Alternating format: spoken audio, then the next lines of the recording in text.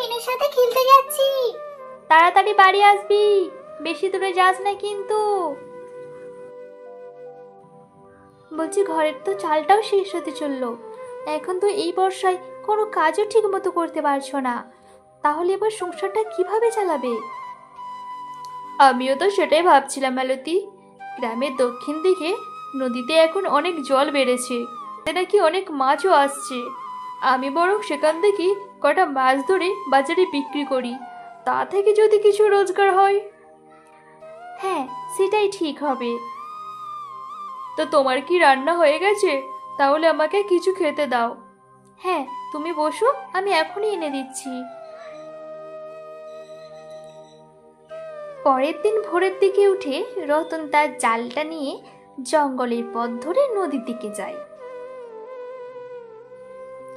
এবং নদীতে জাল ফেললে প্রথমে কোনো মাছ ওঠে না।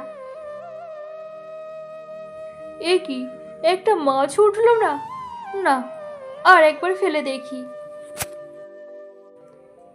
রতন আবারও জাল ফেলে, তখনও সেই জালে একটা মাছও ওঠেনি। এমনভাবে যদি আমি কোনো মাছ না পাই, তাহলে যে আমি খুব বিপদে পড়ে যাব। আমার সংসার যে ডুবে যাবে, স্ত্রী বাচ্চা সহ না খেতে পেয়ে মরে যাবে। না না, এসব ভাবলে আমাকে হবে না, আমাকে আরো চেষ্টা করতে হবে।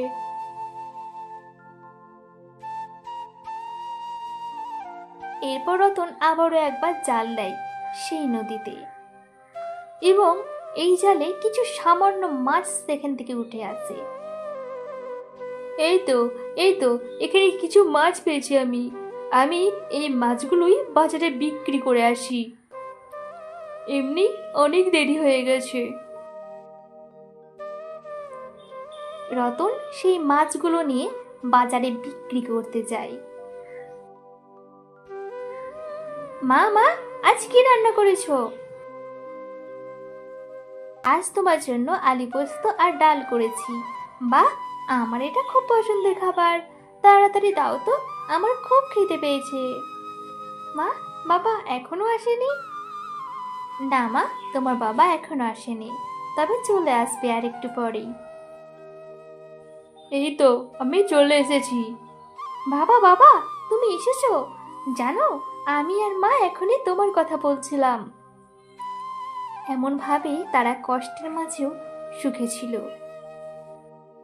কি গো, আজ কিছু মাছ পেয়েছিলে?